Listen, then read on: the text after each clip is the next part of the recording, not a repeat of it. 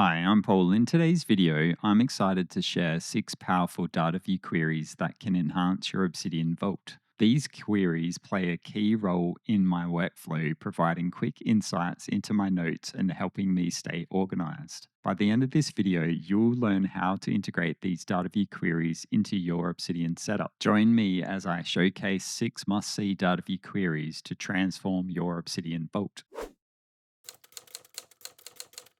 Coming in at number 6 is files created and modified today. So these two Dataview queries are going to give us an overview of the files that we've created today, as well as the files that we've modified today. So if we start with the files created today, we have a table without an ID, and we're simply grabbing our file link as file. Our date format is the file creation time as created, and we're grabbing all the notes from our vault with the 2 quotation marks, where file creation time is greater or equal than the 18th of February, and the file creation time is less than the 18th of February. And we're sorting by creation time descending, and I'm just going to limit to 10. So to make this a valid data view query, I just enter data view.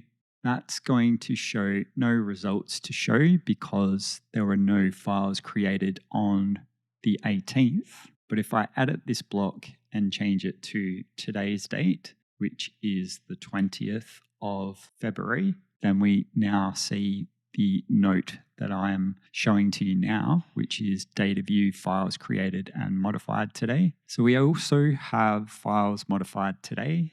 So we'll make this valid data view by adding data view. It's a very similar data view query. We've got file link as file, date format, file modified time as modified. But this time we're targeting the file.modified time as opposed to the creation time. So if we have a look at that one, we can see there were 14 files modified on the 18th of February. So if you ever want to modify the date, you can do so here or here.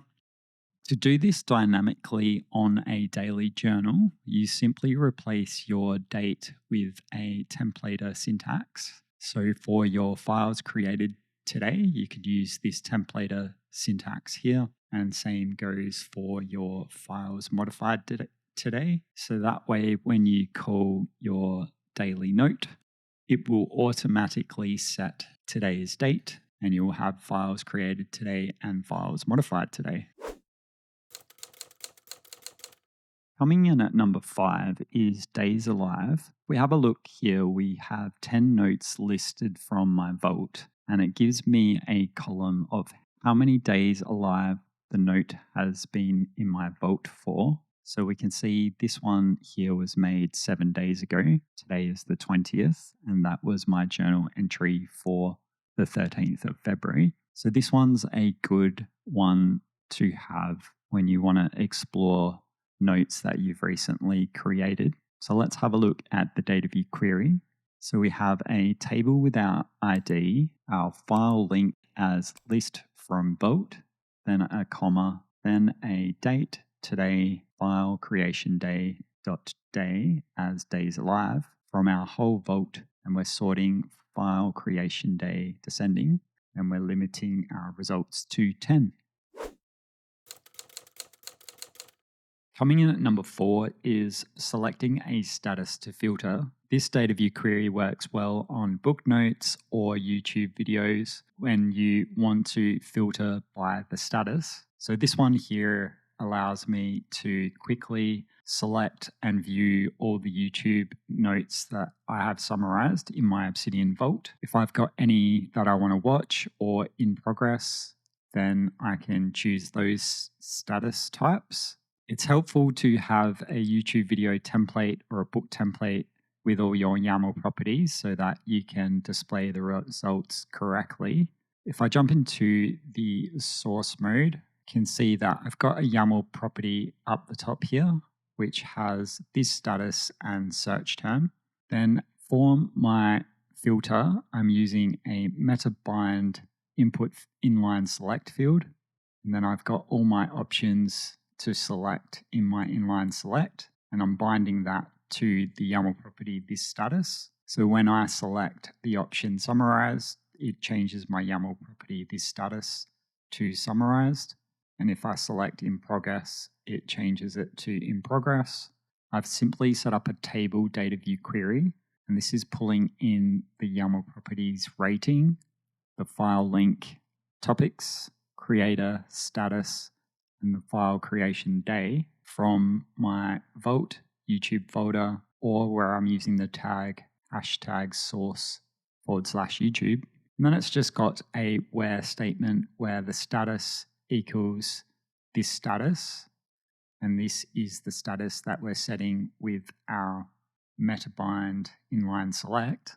And then if I need to exclude any files, I've got an and statement there to exclude any files I don't want to show. And then I'm just sorting by the file creation day. If we have a look at the template that's being used, you can see that I'm simply using date, added, week, month, quarter, year, tags, status, source, creator, channel name, video URL, rating, topics, and aliases. But I'm not pulling all those details into the data view query.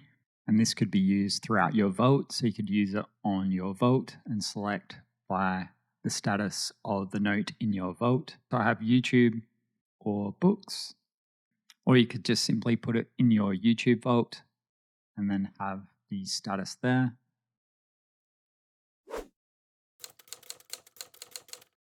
Coming in at number 3 is data view search and results. And I use this inside my Spaces Learning folder.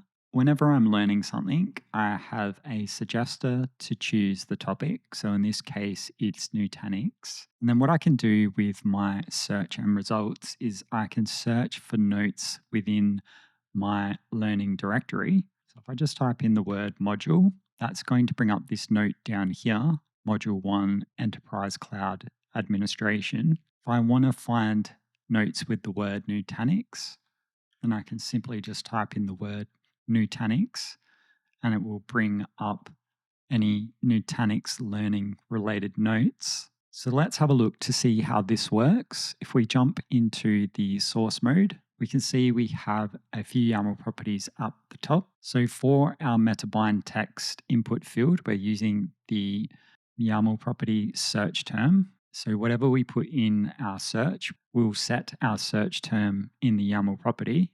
Then inside our results, we have our table with pulling in the following YAML properties: creator, recommendation, topic area, video URL, source, summary, as well as file creation time.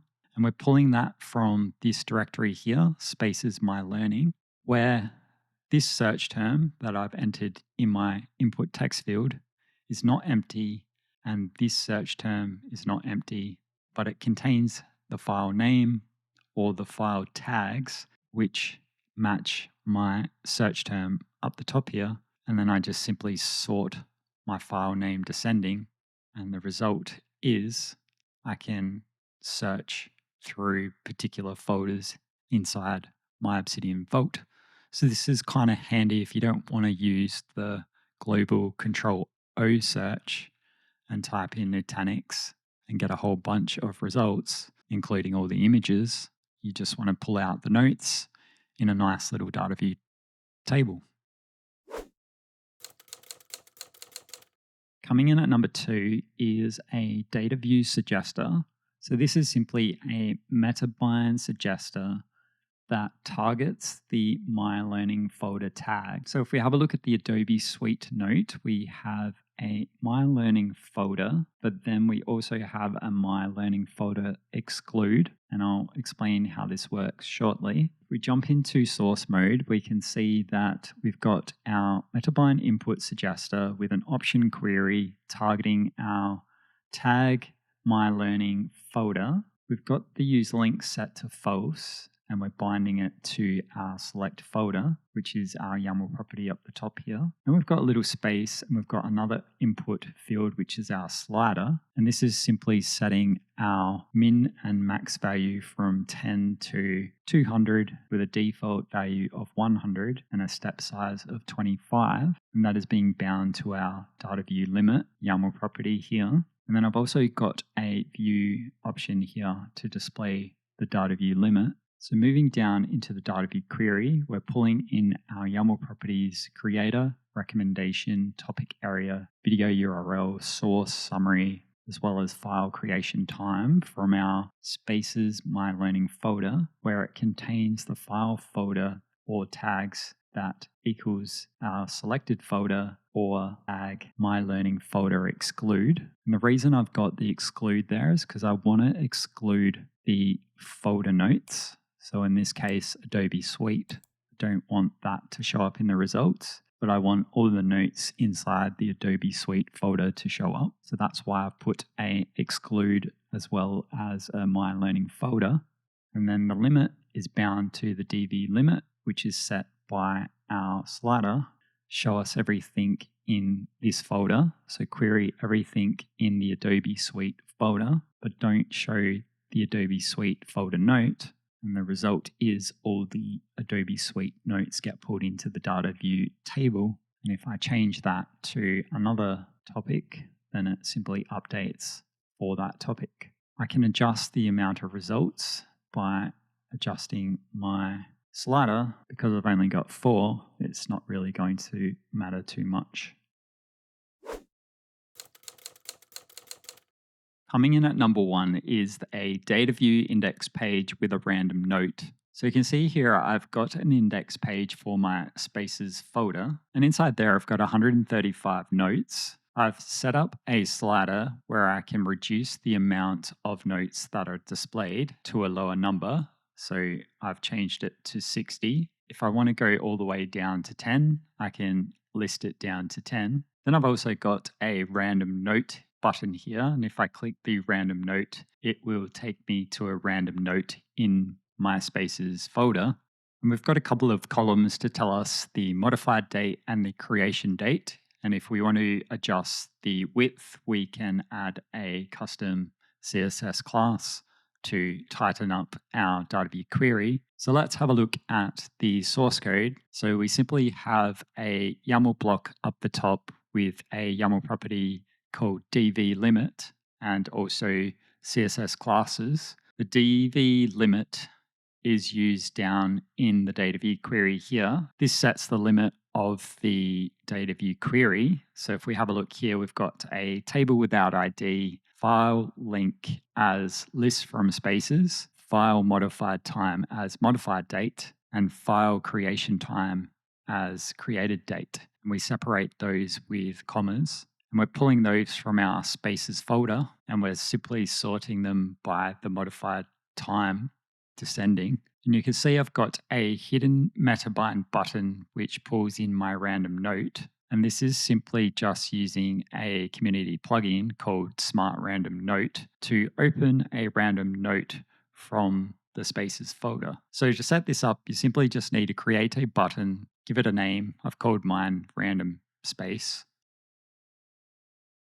And then I've got next to that an input slider where I'm setting my DV limit up in my YAML property, which is being used down here as my limit. And then I've simply just got my hidden metabind button with the ID random space, which is being used up here. So nice and simple, gives me a quick snapshot of my Spaces notes, and I can reduce the amount of notes that are displayed. And it could be just good if you just want to quickly go down and have a snapshot of what's in your folder.